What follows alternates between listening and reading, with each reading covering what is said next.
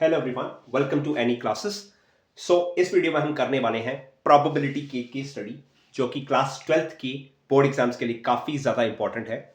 फिलहाल के लिए आपको सबसे पहले ये चीज़ मालूम होनी चाहिए कि प्रोबेबिलिटी जो केस स्टडी जो आती है वो मेनली 3 टॉपिक के अंदर कवर हो जाती है, जिसमें से नंबर 1 आपकी आती है टॉपिक इसमें बेयस थ्योरम। तो बेयस थ्योरम से आपकी प्रोबेबिलिटी की केस स्टडी आ सकती है। नंबर 2 है प्रोबेबिलिटी डिस्ट्रीब्यूशन। तो प्रोबेबिलिटी डिस्ट्रीब्यूशन से भी आपकी प्रोबेबिलिटी की केस स्टडी आने के चांसेस बनते हैं।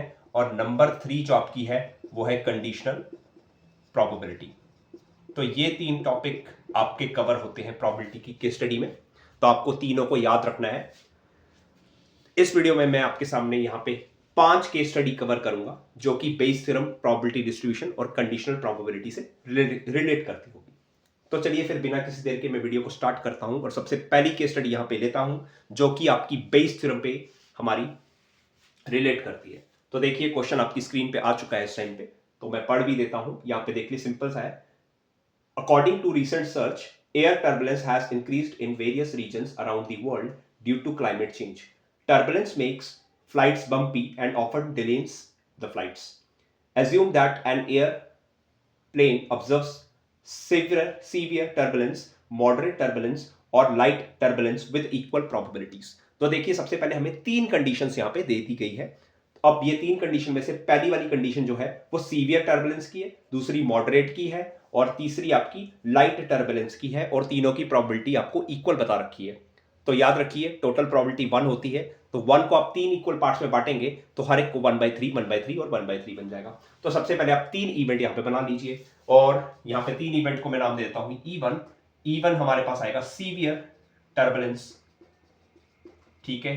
और E2 में मान लेता हूं मॉडरेट टर्बुलेंस और इसी तरह से मैं E3 मान लेता हूं लाइट टर्बुलेंस, ठीक है। ये 3 इवेंट्स बन गए और तीनों की प्रोबेबिलिटी हमें इक्वल बता रखी है। तो हर एक प्रोबेबिलिटी हो जाएगी आपके पास 1/3, ये भी आपके पास 1/3 हो जाएगी और E3 भी आपके पास 1/3 हो जाएगी, ठीक है। नेक्स्ट चीज जो हमारे पास कहता है यहां पे, further the chances of airplane reaching late to the destination are 55%, 37% and 17% due to severe, moderate and light turbulence. तो एक और इवेंट बनाना पड़ेगा। उस इवेंट का नाम मैं रख लेता हूं ए। तो ए क्या होता है? Flight is late, flight is late, ठीक है। अब सबसे पहले कंडीशनल प्रोबेबिलिटी कैसे पता लगी मुझे यहाँ पे कि ये बेस का क्वेश्चन है और या फिर कंडीशनल है, कैसे पता लग रहा? तो बेस में आपको पता होना चाहिए सबसे पहले कंडीशनल यूज होती है। तो देखिए, यहाँ पे पहला प्रॉब्लम हमें बता रखा है कि फ्लाइट लेट हो गई, लेकिन किसकी वजह से? सीवियर टर्बुलेंस की वजह से। तो ऐसा करने पे हमारे पास जो चांसेस है वो आते हैं 55%। तो आप 55% यहाँ पे लिख लीजिए। नेक्स्ट, A/E2 का मतलब क्या हो गया कि फ्लाइट लेट तो हुई है, लेकिन किसकी वजह से हुई थी? मतलब मॉडरेट टर्बुलेंस थी और फ्लाइट लेट हो गई। तो इसकी भी आपको दे रखी है वहां पे कितनी है? 37% है। और लास्ट आता है तीसरा वाला A/E3। इसका मतलब क्या है कि लाइट टर्बुलेंस की वजह से हमारे पास फ्लाइट लेट हो चुकी है और इसके चांसेस सिर्फ और सिर्फ 17% है यहां पे, ठीक है। मैंने सारी की सारी इंफॉर्मेशन पेपर से लिख चुकी है। अब याद रखिए, एग्जाम में जब आप ये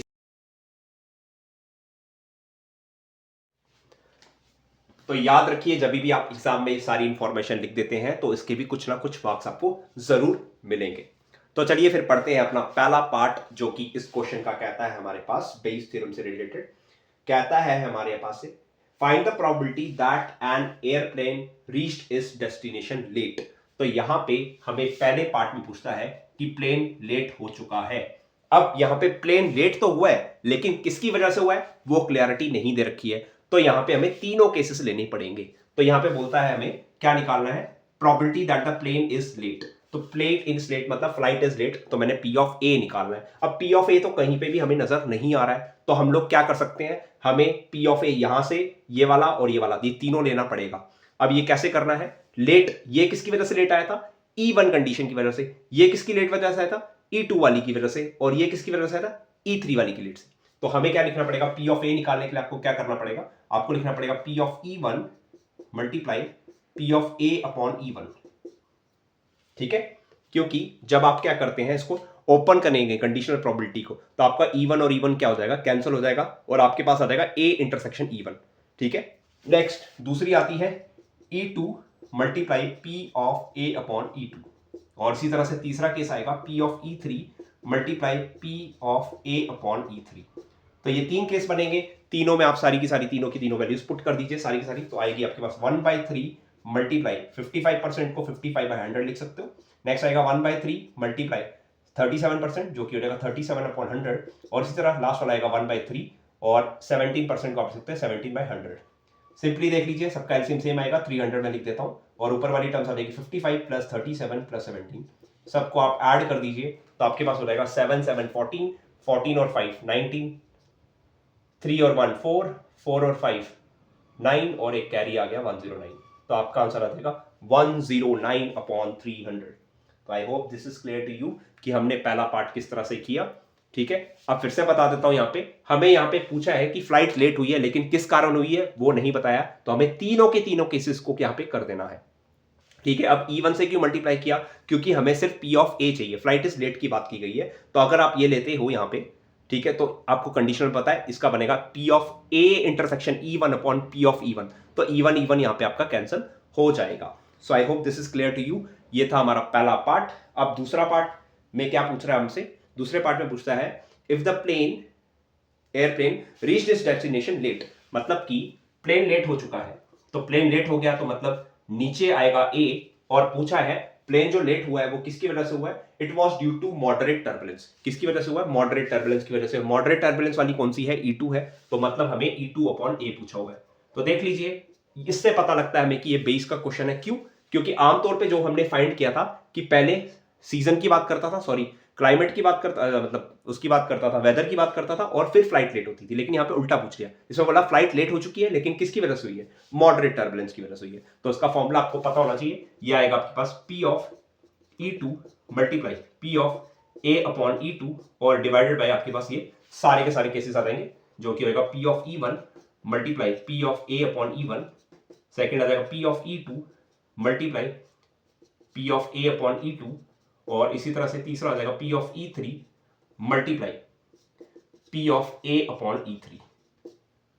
सारी वैल्यूज को अगर आप पुट कर देते हैं यहाँ पे, ठीक है, ये मैंने ऑलरेडी सारा का सारा सॉल्व करके रखा है, तो मैं दोबारा सॉल्व नहीं करने वाला। तो डिनोमिनेटर ऑलरेडी मेरा हो चुका है, जो कि है 109 डिवाइड बाय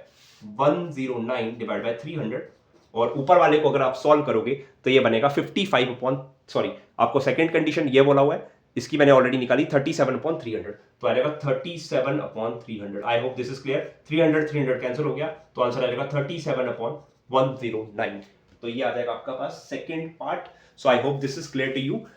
ठीक है, ध्यान रखिए, आपनी पिछली कैलकुलेशन से अपना टाइम बचाना है, बट ये सब ट्रिक्स आपको यूज करना आनी चाहिए। देख लीजिए, बिल्कुल डिनोमिनेटर जो है वो एग्जैक्टली सेम था ऊपर, तो इसलिए मैंने उसकी वैल्यू ऑलरेडी निकाल चुकी है, तो मैंने सीधा पुट कर दिया डिनोमिनेटर में 109/300, और जो ऊपर था P of E2 multiply A upon E2, उसकी वैल्यू मैंने कहां से पुट की, उसकी मैंने वैल्यू पुट की यहां से। देख लीजिए, मेरे को आप सामने दिख रहा है 37, और 3 × 100 300 हो गया, तो दोनों का डिनोमिनेटर कैंसिल हो गया, एंड वी लेफ्ट विद 37/109।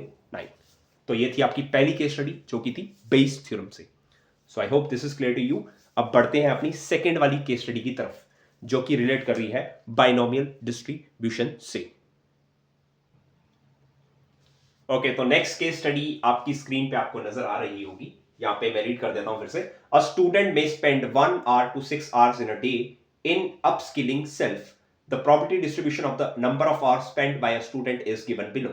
तो यहां पे आपको दे रखी है, मैं सेकंड केस स्टडी कर रहा हूं, P ऑफ x। तो P of x equals to आपके पास एक फंक्शन के रूप में दे रखा है, ठीक है, यहां पे x डिनोट कर रहा है नंबर ऑफ आवर्स। तो यहां पे देख लीजिए, पहला आ रहा है kx², और दूसरा आपके पास आ रहा है 2kx, और तीसरा आपके पास आ रहा है 0। ठीक है, kx² आता है जब x की वैल्यू हमारे पास 1, 2 और 3 होती है, और जब हमारे पास 4, 5, 6 है तो ये आ रहा है, और अदरवाइज मतलब इनके अलावा कोई भी वैल्यू आ रही है तो हमारे पास 0 लेना है हमने यहाँ पे। ठीक है, तो सबसे पहले मैं आपको बोलता है कि आपको बनाना है प्रोबेबिलिटी डिस्ट्रीब्यूशन टेबल। ठीक है, express the probability distribution given above in the form of A probability distribution table. ठीक है, तो आपको सबसे पहली चीज मालूम होनी चाहिए, क्या मालूम होनी चाहिए, फर्स्ट पार्ट यहाँ पे कर रहा हूं, आपको टेबल बनाना है। तो ये मैंने टेबल ड्रॉ कर दिया। टेबल ड्रॉ करते समय ध्यान रखिए, यहां पे आएगा आपके पास x, और नीचे आता है P ऑफ x। x की वैल्यू क्या क्या आ सकती है, 1, 2, 3, 4, 5, 6, ठीक है, तो आप लिख सकते हो 1, यहाँ पे आ जाएगा 2, यह आ जाएगा 3, यह आ जाएगा 4, यह आ जाएगा 5, यह आ जाएगा 6, और ये लास्ट वाली मैं अदरवाइज के लिए बना देता हूँ। ठीक है, तो अदरवाइज वाली तो सीधा 0 है। ठीक है, सबसे पहली चीज आपको याद रखनी है, सम ऑफ ऑल प्रोबेबिलिटीज आपको याद रखना है। Summation of all probabilities is equal to 1, तो मतलब इन सब का हमें लेना पड़ेगा प्रोबेबिलिटी, तो कितना आ जाएगा हमारे पास 1 आ जाएगा। ठीक है, तो देख लीजिए 1 के लिए हमारे पास के एक्स की वैल्यू क्या हो जाएगी, 1 पुट कर लीजिए तो ये बन जाएगा k इंटू 1 स्क्वायर, तो मतलब k हो जाएगा। नेक्स्ट 2 पुट करोगे तो 2 का स्क्वायर 4 हो जाएगा, तो 4 k हो जाएगा। 3 पुट करोगे 3 का स्क्वायर 9 k हो जाएगा। ठीक है, यहाँ पे 4 पुट करोगे तो हो जाएगा 2 4 8x हो जाएगा हमारे पास, सॉरी 8k हो जाएगा। और 5 पुट करोगे तो 5 2 10k हो जाएगा, और इसी तरह 6 पुट करोगे तो 12k हो जाएगा। ठीक है, अब सबमिशन का मतलब सारी प्रोबेबिलिटीज का सम, सारी प्रोबेबिलिटीज का सम करके कितना आना चाहिए, 1 आना चाहिए। सबको प्लस कर लीजिए, 12 और 10 22, 22 और 8 30, 30 और 9 39, 39, 39 और 4 43, मतलब 43 और 1 44 हो गया। तो आपके पास आ जाएगा 44k इक्वल टू 1, तो यहाँ से k की वैल्यू आती है 1/44। तो I hope this is clear to you, 1/44 किस तरह से हमारे पास वैल्यू आई है k की। ठीक है, तो ये हो चुका है हमारा फर्स्ट पार्ट। सेकंड पार्ट में बोलता है find the value of k, वो मैंने ऑलरेडी फाइंड आउट कर दी है, तो सेकंड पार्ट भी हमारे पास यहाँ पे हो चुका है। Next part number 3, part number 3 में आपके पास बोलता है find the mean of R of spend. ठीक है, तो मीन के लिए आपको फॉर्मूला याद रखना है, मीन को एक्सपेक्टेशन ऑफ एक्सपी बोलते हैं, तो उसका ध्यान रखिए। मीन को आप ई ऑफ एक्सपी डिनोट करते हैं, और इसका फॉर्मूला होता है पिक्सी। ठीक है, पिक्सी के नाम से याद रखिए इसको। ठीक है, समीशन ऑफ पिक्सी। अब ये पिक्सी का मतलब क्या होता है, ये आपका आ गया एक्सआई, मतलब क्लास, जो भी आप क्लास मार्क कहते हैं उसको, और ये पी एक्स आई। ठीक है, इन दोनों को मल्टीप्लाई कर दीजिए सबको, और इनका सम ले लीजिए। तो देख लीजिए सबसे पहले क्या हो जाएगा, इन सबको मल्टीप्लाई करके इनका सम लेना है, तो आपके पास आ जाएगा 1k। नेक्स्ट आ जाएगा आपके पास 2 4 8k, नेक्स्ट 3 9 27k, नेक्स्ट आ जाएगा 4 8 32k। ठीक है, नेक्स्ट 5 10 50k, और लास्ट आ जाएगा 12 6 72k। ठीक है, सबको ऐड कर दीजिए आप यहाँ पे।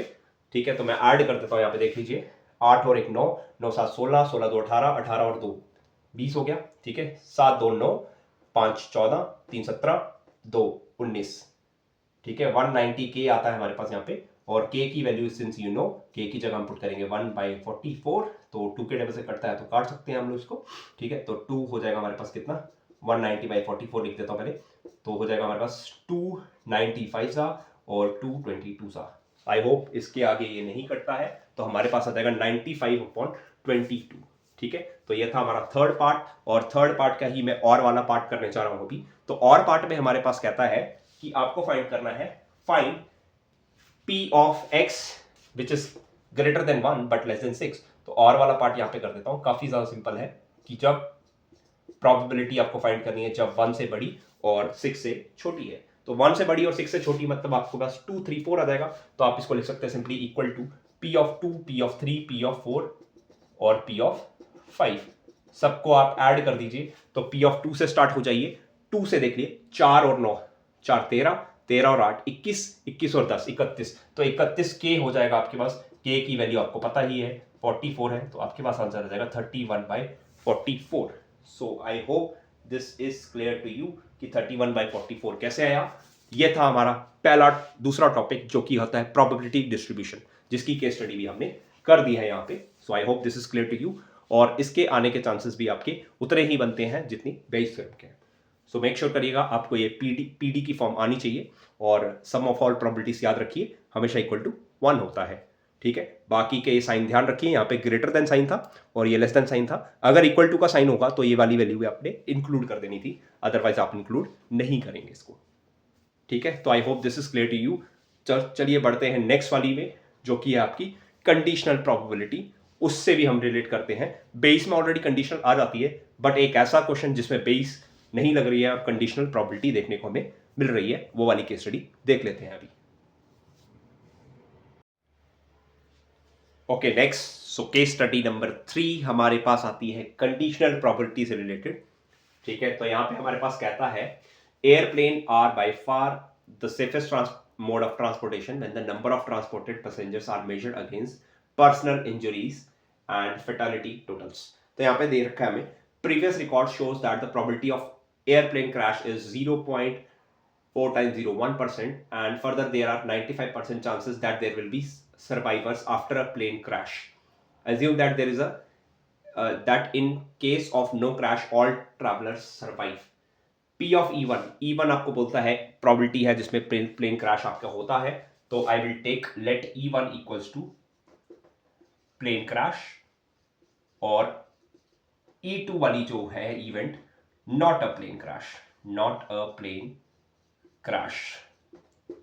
ये आ रहा था आपके पास। अब यहाँ पे आप लोग अगर अपने एग्जाम्पल्स को ध्यान से पढ़ोगे, सॉरी पार्ट्स को ध्यान से पढ़ोगे, तो आपको पता लग जाएगा कि पहले पार्ट में कंडीशनल पूछिए, दूसरे में भी कंडीशनल पूछिए। तो इस तरह मैंने आपको इसलिए कहा, यहाँ पे बेस भी यूज हो रही है बट कंडीशनल और बेस आपको बोला मैंने आमतौर पे सेम ही होती है इसलिए, ठीक है। अब E1 प्लेन क्रैश होने की पॉसिबिलिटी है 0.0001%, तो P ऑफ E1 आ जाएगा 0.4 टाइम्स 0 1%। और इसी तरह से नॉट अ प्लेन क्रैश ना होने की प्रोबेबिलिटी हमारे पास कितनी बन जाएगी भाई, आपको पता होना चाहिए टोटल प्रोबेबिलिटी 1 होती है। प्लेन क्रैश अगर ये है तो ये इसका कॉम्प्लीमेंट है, तो आ जाएगा 1 माइनस 0.0001%, तो आपके पास बन जाएगा 99.9999 ये आपके पास प्रोबेबिलिटी आ जाएगी, ठीक है। So I hope this is clear to you कि किस तरह से हमने यहाँ पे निकाला है। अब ए हमारे पास इवेंट लेना पड़ेगा आपको, और ए का मतलब यहाँ पे स्पेशली आपको किसकी बात की गई है, ऑल ट्रैवलर सर्वाइव, ठीक है। तो ए का मतलब है all traveller survive after journey, ठीक है। तो यहाँ पे आएगा ऑल ट्रैवलर्स सर्वाइव, ठीक है। ये आ गया आपके पास P ऑफ ए। नेक्स्ट आपके पास कुछ और जानकारी दे रखी है यहाँ पे, इसमें दे रखा है सबसे पहले यहाँ पे कि सारे ट्रैवलर्स बच गए जब प्लेन क्रैश हो गया। प्लेन क्रैश होने के बाद भी ट्रैवलर्स बच जाते हैं, इसके चांसेस कितने हैं, 95%, ठीक है। और A/E2 आपको नहीं दे रखा है, लेकिन इसका मतलब बहुत सिंपल है भाई, अगर प्लेन क्रैश हुआ ही नहीं तो सारे के सारे ट्रैवलर्स बच जाएंगे। दैट मीन्स प्रोबेबिलिटी आएगी 100%, जिसको आप सीधा 1 भी लिख सकते हैं, ठीक है। दिस इज ऑब्वियस, याद रखने वाली बात है कि भाई अगर प्लेन क्रैश ही नहीं होता सारे सर्वाइवर्स क्या होंगे, सेफ रहेंगे, ठीक है, सर्वाइव करेंगे। अब पहला पार्ट यहाँ पे पढ़ लेता हूं मैं जल्दी से। पहला पार्ट कहता है find the probability that airplane will not crash. तो विल नॉट क्रैश की हमने ऑलरेडी निकाल चुकी है, तो मतलब P ऑफ E2 निकालना है आपको, तो मैंने ऑलरेडी निकाल चुकी है 1 माइनस 0.0001%, जो कि आ जाएगी 99.99999%। ये हो चुका है पहला पार्ट। दूसरे पार्ट में पूछा हुआ है आपके पास P of A upon E1, पूछता है P of A upon E1 plus P of A upon E2, ये आपको पूछा गया है यहाँ पे। तो सिंपल सी बात है, ये लोग हम लोग कर लेंगे दोनों को कैसे, वैल्यूज पुट करके, तो आ जाएगा 95% प्लस A अपॉन E2 आ जाएगा आपके पास 100%, जो कि हो जाएगा 1, तो आ जाएगा 95/100 प्लस 100/100, ठीक है। तो आपके पास आ जाएगा 195/100, ये हमारे पास आंसर देखने को मिल जाएगा आपके पास। This was your part number 2। Next part number 3 में आपसे पूछता है फाइंड P ऑफ A।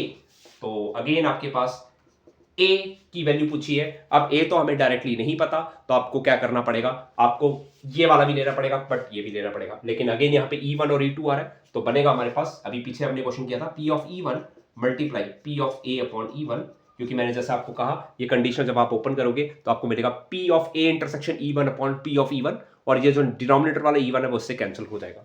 और इसी तरह सेकंड बनेगा P of E2 multiply P of A upon E2, सारी वैल्यूज पुट कर लीजिए, तो याद आएगी आपके पास 0.4 टाइम्स 0 1% मल्टीप्लाई 95% प्लस ये आपके पास आ जाएगा कितना, P ऑफ E2 जो कि है 99.9999% मल्टीप्लाई 100%, या आप सिंपली 1 भी लिख सकते हैं यहाँ पे, ठीक है। तो ये आपके पास पॉइंट कट के बच जाएगा 1/5 टाइम्स 0 आ जाएगा 1 2 3 4 5 मल्टीप्लाई 95% काट के 100 हो जाएगा, या जाएगा 99 1 2 3 4 5, ठीक है। तो परसेंट हटाओगे तो कितना आ जाएगा आपके पास, देख लीजिए, सबसे पहले ध्यान रखिए यहाँ पे 1 2 3 4 5 6 7 आ जाएगा, 1 2 3 4 5 6, और ये हो जाएगा आपके पास 7 यहाँ पे देखने को मिल जाएगा आपको।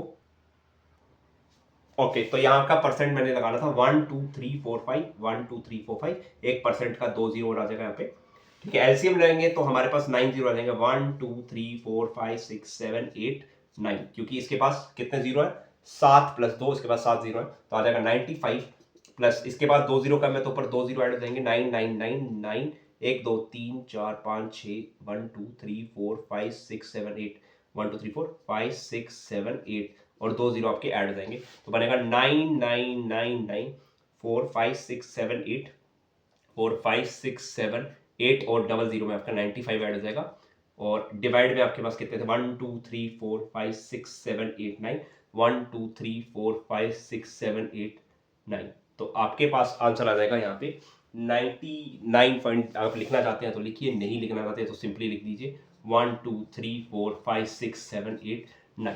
ठीक है, ये जीरो में आई थिंक थोड़ी सी गलती हो सकती है, अदरवाइज ये ठीक है आपका, तो आपको याद रखना है, सिंपल सी कैलकुलेशन है यहाँ पे। ठीक है, अब नेक्स्ट हमारे पास आता है E2 अपॉन ए फाइंड आउट करने के लिए बोलता है। ठीक है, सिंपल सिंपल पूछ लिया आपको कंडीशनल, तो और वाला कर देता हूं यहाँ पे, फोर्थ पार्ट में बोलता है P ऑफ E2 अपॉन ए।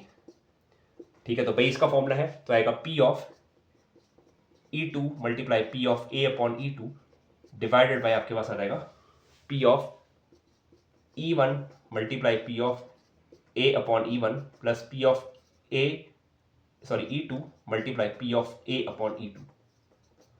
ठीक है, ये मैंने ऑलरेडी कैलकुलेट कर चुका है, तो उसका मैं नीचे लिख देता हूँ पूरा सेम टू सेम, 9999 कितनी बार है, 4 5 6 7 8 9 1 2 3 4 5 6 7 8 9 5 डिवाइड बाय 1 2 3 4 5 6 7 8 9।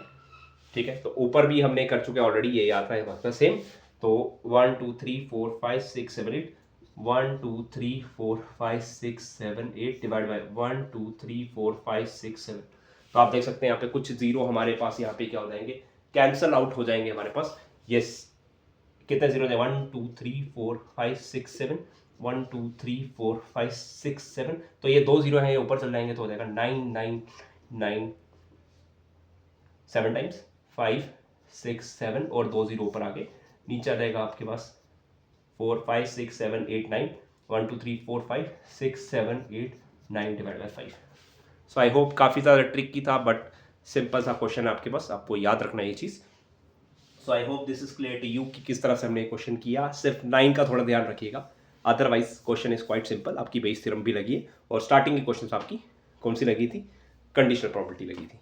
ठीक है, तो चलिए बढ़ते हैं एक नेक्स्ट टॉपिक की तरफ, जो कि थोड़ा सा यूनिक है, एग्जाम में आता नहीं है वैसे, लेकिन आया था 2023 में, जो कि आपका वेन डायग्राम से रिलेटेड क्वेश्चन है। तो वेन डायग्राम से रिलेटेड क्वेश्चन प्रॉपर्टी में किस तरह से करते हैं जानते हैं नेक्स्ट वाली केस स्टडी में।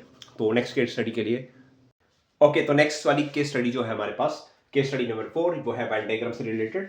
तो यहाँ पे हमने बोल रखा है, यहाँ पे the Venn diagram below represent the properties of 3 different types of yoga, जिसमें से A B C आता है आपके पास योगा। तो ये आ गया योगा A, ये योगा B, और ये आ गया आपके पास योगा C। ठीक है, इन सबको बॉक्स के अंदर डाला गया है। तो 3 सेट है, और बाहर वाला आप यूनिवर्सल सेट मान सकते हैं। यहाँ पे इसकी वैल्यू रखिए 0.32, इसकी वैल्यू है 0.09, इसकी वैल्यू है y, और इसकी है x, और इसकी है 0.21, और जो आउटसाइड है उसकी है 0.11, और ये आ गया आपके पास A, देन B, देन आपके पास आ गया C। ठीक है, और ये आपके पास आ चुका है S, जो कि मैंने यूनिवर्सल सेट बोला, इसको सैंपल स्पेस नाम से बोलते हैं हम लोग। ठीक है, सबसे पहले पार्ट में बोलता है find the probability of x।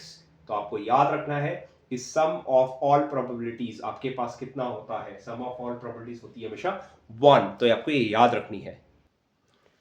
Question में दे रखा है, एक ही चीज रखी है, प्रोबेबिलिटी ऑफ सी की प्रोबेबिलिटी रखी है 0.44, आपको दे रखी है यहाँ पे सी की प्रोबेबिलिटी। ठीक है, अब सबसे पहले x की वैल्यू करता है, तो देखिए c दो को मिला के बनता है, सबसे पहले x की वैल्यू फाइंड आउट करनी है, c दोनों को, तो p ऑफ c आपके पास है 0.44, और c मिला के हमें बनता है 2 से 0, x प्लस 0.21 इक्वल टू 0.44, तो यहाँ से x की वैल्यू आएगी 0.44 माइनस 0.21, 4 में से बन गया 3, और यहाँ पे आ जाएगा आपके पास 2 टू द, तो x की वैल्यू आ चुकी है 0.23। तो ये आपका था first part, I hope this is clear to you. Okay, second part में बोला है हमें वैल्यू निकालनी है किसकी, y की। तो सम ऑफ ऑल प्रोबेबिलिटीज हमारे पास 1 होता है, तो याद रखिए सम में क्या रहेगा 0.32 plus 0.09 plus y plus x plus 0.21 plus ये बाहर वाली 0.11 इक्वल टू आपके पास हो जाएगा 1, ऐड कर लीजिए 0.41, y की वैल्यू नहीं पता, x की आपने निकाली 0.23, 0.21, 0.11 इक्वल टू 1, तो ऐड कर दीजिए 0.41 plus Y plus 0.44 plus 0.11 equal to 1। तो यहाँ से y को छोड़ के सबको प्लस करके वहाँ शिफ्ट कर दीजिए, तो ये बनेगा 4 और 5 और 6, ठीक है, 4 और 4 और 0.96 और माइनस करके आएगा 0.04, तो y की वैल्यू चुके हैं 0.04। So this was your second part, I hope this is clear. अब पूछा है थर्ड पार्ट में आपसे P of C upon B, तो थर्ड में पूछता है P of C upon B, तो कंडीशनल का क्वेश्चन है, C अपॉन B मतलब C intersection B upon P of B। तो आप देख सकते हैं C इंटरसेक्शन B, C और B में कॉमन पार्ट है आपका x, तो आपके पास आएगा x की वैल्यू है 0.23 और डिवाइड कर देना P ऑफ B से। B में देख लीजिए x, y और 0.3 आते हैं, तो आप प्लस कर लीजिए P ऑफ B यहाँ से निकाल लीजिए, यह आएगा 0.09 प्लस y 0.04 है और x आपके पास 0. कितना था 23 था, ठीक है। तो ये 23 और 4 27 हो गया, 27 और 9 36 हो गया, तो आएगा 0.36, पॉइंट काट देंगे तो 23/36 आपको देखने को यहाँ पे मिल जाएगा। सो दिस वाज योर और पार्ट। तो इसी के साथ, सॉरी और पार्ट नहीं, अब और पार्ट अभी बचता है हमारे पास, जो कि पूछता है P find the property that a randomly selected person of the society does yoga of type A और B but not C। मतलब ऐसा योगा करता है जिसमें से A और B में आता है लेकिन C में नहीं आता, ठीक है। तो A और B है बट नॉट C है, तो देखो A और B में आना चाहिए लेकिन C में नहीं आना चाहिए, तो C में देखिए X और ये आ रहा है, तो बाकी सारा प्लस कर दीजिए, हो जाएगा 0.32 प्लस 0.09 प्लस Y, और Y आपके पास 0.04 आता है, ठीक है। तो प्लस कर लीजिए 0.32 और 9 कितना 41 बन गया, और 41 और 4 0.45 हो जाएगा, यहाँ पे आपको देखने को मिल जाएगा। So I hope this is clear to you. So ये था हमारा सिंपल वेन डायग्राम का क्वेश्चन जो आपको सेट से रिलेट करता है। यहाँ पे बस याद रखना है, यहाँ पे यूनिवर्सल सेट की जगह सैंपल स्पेस देखने को हमें मिलेगा, क्योंकि सम ऑफ ऑल प्रॉपर्टीज हमेशा याद रखना है 1 के बराबर होता है, तो ये सब आपको चीजें ध्यान रखनी है। So I hope this is clear to you. तो ये आपकी थी चौथी केस स्टडी, और तो चलिए वीडियो की लास्ट केस स्टडी हम लोग करते हैं, जो अगेन हमारी बेस थ्योरम पे ही डिपेंड करती है और कुछ कंडीशनल प्रोबेबिलिटीज भी पूछी है यहाँ पे। तो देखिए यहाँ पे ABCD 4 इवेंट आपके लिए पहले ही बना चुके हैं, और यहाँ पे बोला हुआ है हमारे पास when both father and mother are left handed chances of left handed child is 24%।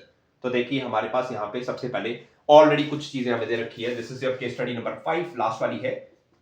ABC set already बना चुका है, तो ABCD सबकी जो प्रोबेबिलिटी है दैट इज इक्वल, तो वो हम लोग ले लेते हैं यहाँ पे कितनी 1/4 लिख रखी है यहाँ पे, क्वेश्चन में ऑलरेडी दे रखी है। और L डिनोट्स करता है यहाँ पे, L इज इवेंट, L जो है वो event of left handed child, left handed child मतलब जो बच्चा है वो लेफ्ट हैंडेड है यहाँ पे, ठीक है। अब यहाँ पे सबसे पहले आपसे पूछा हुआ है, लेकिन मैं उससे पहले आपको मतलब बता देता हूं कि जब फादर और मदर लेफ्ट हैंडेड होते हैं और बेटा भी लेफ्ट हैंडेड होता है, मतलब चाइल्ड भी लेफ्ट हैंडेड होता है, उसके 24% है, तो मतलब कि L/A की वैल्यू दे रखी है आपको 24%। इसी तरह से चाइल्ड लेफ्ट हैंडेड है और ये जो B वाली कंडीशन बन रही है इसकी आपको दे रखी है, देख लीजिए आप क्वेश्चन में देख सकते हैं 22% दे रखी है, और इसी तरह से P ऑफ L/C की वैल्यू आपको 17% दे रखी है, और वहीं आपको PL/CD की वैल्यू दे रखी है आपको कितनी, आपको दे रखी है 9%। तो देखिए पार्ट नंबर 1 में आपसे पूछा हुआ है P ऑफ L/C, तो L/C मैंने ऑलरेडी निकाल दिया है, कितना है आपके पास 17% है, तो पहला ऑप्शन आ जाएगा पहला हो जाएगा 17/100 या 17% ही लिख के आप छोड़ सकते हैं। नेक्स्ट आता है P of L bar over A, तो L बार ओवर A मतलब आपको कॉम्प्लीमेंट पूछा हुआ है, तो आप कैसे निकालेंगे कॉम्प्लीमेंट, सिंपल है, 1 में से आप माइनस कर दिए P of L over A, और P of L over A की वैल्यू मैंने ऑलरेडी लिखी है 24%, तो 24% आप माइनस करेंगे तो यहां से आपको मिल जाएगा 76%, और इसको आप ले सकते हैं 76/100। काटना है तो काट सकते हैं, नहीं तो छोड़ दीजिए इतना ही, ठीक है। आप काट के देख लीजिए तो आएगा 38/50, और कैंसिल करेंगे तो 19/25 बन जाएगा, नहीं तो आप इसको इतना भी छोड़ सकते हैं। आता है पार्ट नंबर 3, यहां पे बोलता है A/L, तो देख लीजिए A/L पूछा हुआ है, तो देख लीजिए ये बेस थ्योरम है, क्यों, क्योंकि देख लीजिए इसका हमें रेसिप्रोकल उल्टा पूछा हुआ है, तो हमें क्या करना है, इसमें बेस्ट फॉर्मूला लगाना है, तो बनेगा P of A multiply P of L over A, और नीचे आ जाएगा सारे चारों के चारों cases P of L over A plus P of B multiply L over B, P of L over B, और इसी तरह से आएगा plus P of C multiply P of L over C, और लास्ट आ जाएगा आपके पास चौथा P of D multiply P of L over D. सारी की सारी वैल्यूज आप पुट कर दीजिए, सारी की सारी वैल्यूज आपको पता ही है यहाँ पे। तो देख लीजिए ए और ए आपके पास 1/4 है, तो आएगा 1/4 मल्टीप्लाई, ऊपर है आपके पास कितना, एल ओवर ए 24%। ठीक है, नीचे आ जाएगा 1/4। आप देख सकते हैं तो 1/4 सब में से कॉमन ले सकता हूँ, दैट विल बी सिंपल। देखें ए बी सी डी सबकी वैल्यू 1/4 है, बाहर निकाल लीजिए। पीछे बच जाएगा पी ऑफ एल ओवर ए जो कि है 24%। ठीक है, नेक्स्ट आता है आपके पास कितना, 22%, फिर 17%, और फिर आपके पास आता है कितना, 9%। तो एक चीज नोटिस कर लिए, 1/4 कैंसिल, तो ऊपर आ जाएगा 24/100, नीचे सारी परसेंटेज को प्लस कर लीजिए तो हो जाएगा 9 7 16, 16 2 18, 18 और 4 22 हो गया, तो 22 2 कैरी हो गया, 2 2 4, 2 6 7, तो आपके पास 72% आ जाएगा, जिसको 72/100 बोलते हैं। 24 3 72 होता है, तो आपके पास जो आंसर है वो 1/3 यहाँ पे देखने को मिल जाएगा। So I hope this is clear to you. तो ये था हमारा थर्ड पार्ट, और इसी का अभी और पार्ट हम लोग कर लेते हैं, जिसको मैं यहाँ पे कर देता हूँ थर्ड का और पार्ट। ठीक है, और पार्ट में आपसे पूछता है, find the probability that a randomly selected child is left handed given that exactly one of the parent is left handed. So exactly one of the parent मतलब कम से कम एक पेरेंट आपका लेफ्ट हैंडेड हो, चाहे वो मदर हो सकता है चाहे वो आपका फादर हो सकता है, ये हमसे पूछा गया है। तो आपको इसके लिए क्या करना है, आपको इसके लिए देखिए सबसे पहले आपको बनाए बच्चा लेफ्ट हैंडेड चाहिए और फादर और मदर में से दोनों में से एक होना चाहिए। तो देख लीजिए कौन कौन सा हमारे पास है इसमें। देखो बी सेट, अगर बी इवेंट पढ़ते हैं तो वहां फादर राइट हैंडेड है और मदर लेफ्ट हैंडेड है, तो मतलब ये भी आ जाएगा हमारे पास। और सी में लेफ्ट हैंडेड फादर है, मदर राइट हैंडेड है, ये भी एक्सेप्ट हो जाएगा। और ए और डी क्यों नहीं लेना, क्योंकि इसमें एग्जैक्टली वन पूछा हुआ है, तो एग्जैक्टली मदर और फादर में से सिर्फ एक ही लेफ्ट हैंडेड होना चाहिए, दूसरा नहीं। तो आ जाएगा B union C. So I hope this is clear to you. तो अगर आप इसको सॉल्व करते हैं तो आपके पास यहाँ पे हमारे पास आ जाएगा ये, आपको क्या करना है, दोनों का हमारे पास यहाँ पे लेना है। तो यहां पे देखिए यूनियन का मतलब जैसे कि आपको पता है और होता है, तो आप इसे लिख सकते हैं L union P of L over C. तो देखिए एल ओवर बी का आपके पास आंसर है 22%, तो 22% प्लस एल ओवर सी का 17% है, दोनों को ऐड कर देने के तो आपका रहेगा 39%, और 39% को आप 39/100 लिख सकते हैं। सो ये था आपका लास्ट वाला, हमारा केस स्टडी का लास्ट वाला पार्ट। सो आई होप आपको इस वीडियो की तरफ से आपको बेस थ्योरम, प्रोबेबिलिटी डिस्ट्रीब्यूशन और कंडीशनल प्रोबेबिलिटी की केस स्टडीज आपको क्लियर हो चुकी होगी। ठीक है, अब बाकी आप कौन सा टॉपिक चाहते हैं उसका आप कमेंट सेक्शन में लिख लीजिए, ताकि मैं अगला जो टॉपिक है वो उसी केस स्टडी से कवर करूं, उसी टॉपिक से केस स्टडी में कवर करूं, या आपके दिमाग में और कोई है, आप कोई और हेल्प चाहते हैं तो आप कमेंट सेक्शन में जल्दी लिखिए। अच्छा रिस्पॉन्स रहेगा वीडियोस पे तो आपको ज़्यादा से ज़्यादा वीडियोस भी मिलेगी, ताकि आपके बोर्ड एग्जाम्स में आपको काफ़ी ज़्यादा हेल्पफुल करे, क्योंकि ऑलरेडी बहुत सारा टाइम हो चुका है और बहुत ही कम टाइम रहा है आपके बोर्ड एग्जाम्स के लिए, क्योंकि आपके पास मैथ्स के 8 दिन रहते हैं, तो आप आराम से इन सबको वहाँ पे प्रैक्टिस कर सकते हैं उन दिनों में। So I hope you like this video. तो चैनल पे नहीं हो तो चैनल को जरूर सब्सक्राइब करें और बेल आइकन प्रेस करें, क्योंकि हम आपके लिए यूं ही वीडियोस लाते रहेंगे। तो thanks for watching and have a good day. Thank you everyone.